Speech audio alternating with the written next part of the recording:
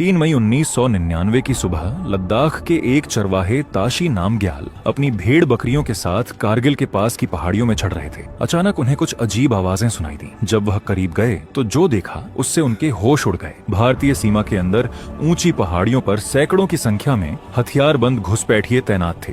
ताशी तुरंत वहां से भागे और नजदीकी आर्मी पोस्ट पर पहुंचकर यह खबर दी। शुरुआत में किसी को विश्वास नहीं हुआ, क्योंकि यह इलाका इतना ऊंचा और दुर्गम था कि कोई सोच भी नहीं सकता था कि कोई यहां चढ़कर पोजीशन ले सकता है। लेकिन जब भारतीय सेना ने पेट्रोलिंग भेजी तो सच्चाई सामने आई। पाकिस्तान ने सर्दियों के दौरान जब भारतीय सेना अपनी पोस्ट्स खाली करके नीचे चली गई थी, तब चुपके से LOC पार करके भारतीय क्षेत्र में 130 से 140 चोटियों पर कब्जा कर लिया था। ये सिर्फ घुसपैठ नहीं थी, ये एक पूरी तरह से प्लान्ड मिलिट्री ऑपरेशन था। और इसी घुसपैठ ने शुरू किया था कारगिल वॉर, एक ऐसी जंग जो दुनिया के सबसे खतरनाक और ऊंचे युद्ध क्षेत्रों में से एक बन गई। लेकिन सवाल यह था कि पाकिस्तान ने यह घुसपैठ क्यों की, भारत को कैसे पता चला, और फिर कैसे भारतीय सेना ने एक एक करके वो सभी पहाड़ियां वापस जीती। इस पूरी कहानी की शुरुआत होती है 1998 से। उस साल मई में भारत ने पोखरण में परमाणु परीक्षण किए। इसके जवाब में पाकिस्तान ने भी अपने न्यूक्लियर टेस्ट कर दिए। दोनों देश अब आधिकारिक तौर पर परमाणु शक्ति बन चुके थे। इसी बीच फरवरी 1999 में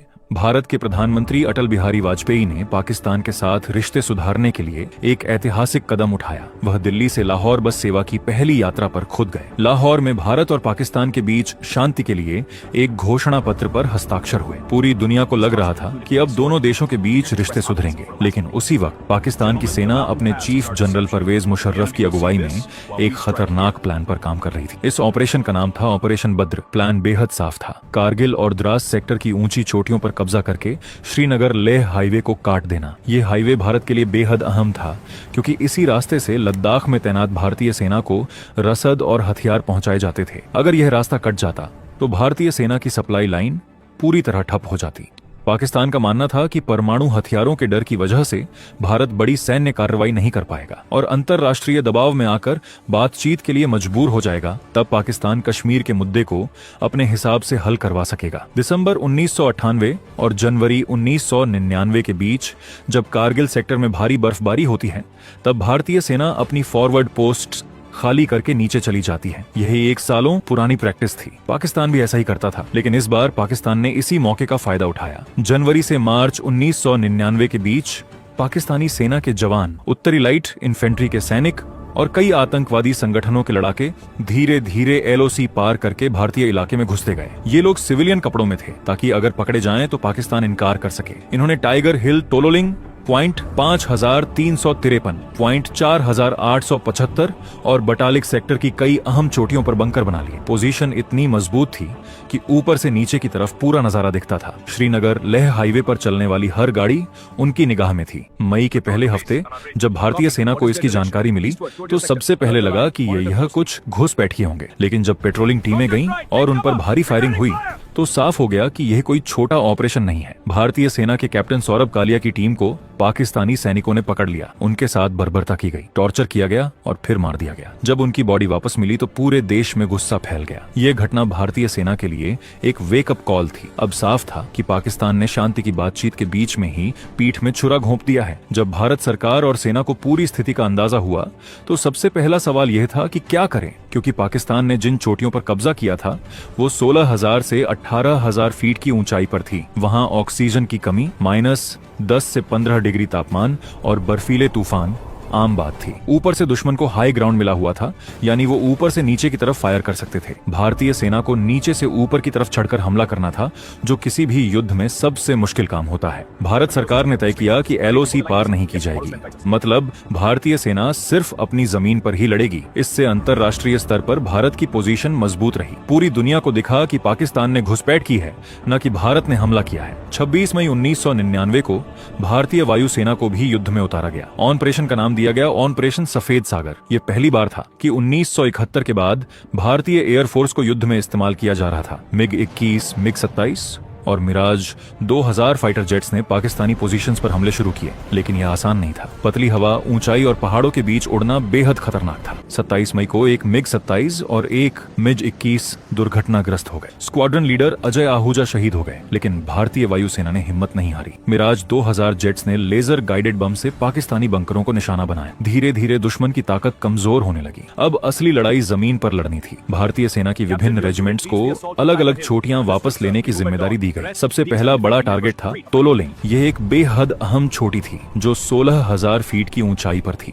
इस पर कब्जा करना जरूरी था क्योंकि यहाँ से पूरे इलाके पर नजर रखी जा सकती थी। 18 ग्रेनेडियर्स, 2 राजपुताना राइफल्स और 13 जम्मू कश्मीर राइफल्स की यूनिट्स को यह मिशन दिया गया। जवान रात के अंधेरे में चुपचाप चढ़ाई करते, एक एक कदम संभाल कर रखते क्योंकि एक गलती मौत बन सकती थी। ऊपर से पाकिस्तानी सैनिकों की लगातार फायरिंग हो रही थी। ग्रेनेड्स फेंके जा रहे थे। कई जवान शहीद हो गए, लेकिन बाकी आगे बढ़ते रहे। 13 जून 1999 को तोलोलिंग पर भारत का तिरंगा लहरा दिया गया। यह कारगिल वॉर का पहला बड़ा विक्ट्री था। इसके बाद अगला टारगेट था टाइगर हिल। यह सबसे खतरनाक और सबसे ऊंची चोटी थी। इस पर इतने मजबूत बंकर बने हुए थे कि तोपों के गोले भी उन्हें तोड़ नहीं पा रहे थे। 18 ग्रेनेडियर्स, 8 सिख रेजिमेंट और 3 पंजाब रेजिमेंट को यह मिशन सौंपा गया। रात के 11:30 बजे हमला शुरू हुआ। जवान बर्फ और पत्थरों पर फिसलते हुए चढ़ रहे थे। हर तरफ से गोलियां बरस रही थी। ग्रेनेडियर योगेंद्र सिंह यादव अपनी टीम के साथ सबसे आगे चढ़ रहे थे। अचानक दुश्मन की भारी फायरिंग शुरू हो गई। योगेंद्र के शरीर में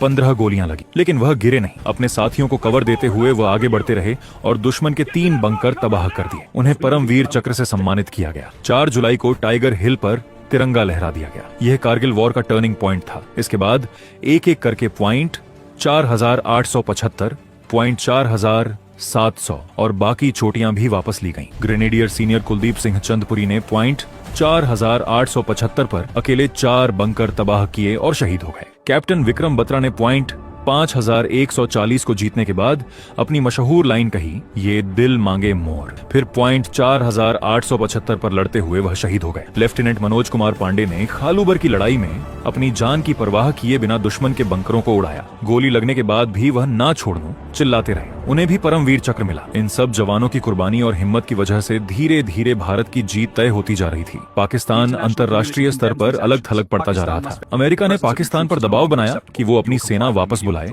11 जुलाई को पाकिस्तान के प्रधानमंत्री नवाज शरीफ अमेरिका गए और वापसी का ऐलान किया। 26 जुलाई 1999 को भारत ने आधिकारिक तौर पर ऑपरेशन विजय की सफलता का ऐलान किया। कारगिल वॉर खत्म हो चुकी थी। इस युद्ध में भारतीय सेना के 527 जवान शहीद हुए, 1363 घायल हुए। पाकिस्तान को भी भारी नुकसान उठाना पड़ा। हालांकि उन्होंने कभी सही आंकड़े नहीं बताए, लेकिन भारत ने पूरी दुनिया को दिखा दिया कि वह अपनी जमीन का 1 इंच भी किसी को नहीं लेने देगा। कारगिल वॉर ने यह भी साबित कर दिया कि परमाणु हथियार होने के बावजूद युद्ध हो सकता है। और सबसे बड़ी बात यह सिखाई कि शांति की बातचीत के दौरान भी सतर्क रहना जरूरी है। आज भी कारगिल विजय दिवस हर साल 26 जुलाई को मनाया जाता है। उन शहीदों को याद किया जाता है जिन्होंने बर्फीली चोटियों पर अपनी जान देकर देश की रक्षा की। Captain Vikram Batra, lieutenant Manoj Pandey, grenadier Yogendra Singh Yadav, rifleman Sanjay Kumar और ऐसे कई वीर जवानों की कहानियां आज भी हर भारतीय के दिल में जिंदा है। कारगिल की उन ऊंची चोटियों पर आज भी तिरंगा लहरा रहा है और यह तिरंगा हमें याद दिलाता है कि आजादी और सुरक्षा कभी मुफ्त में नहीं मिलती।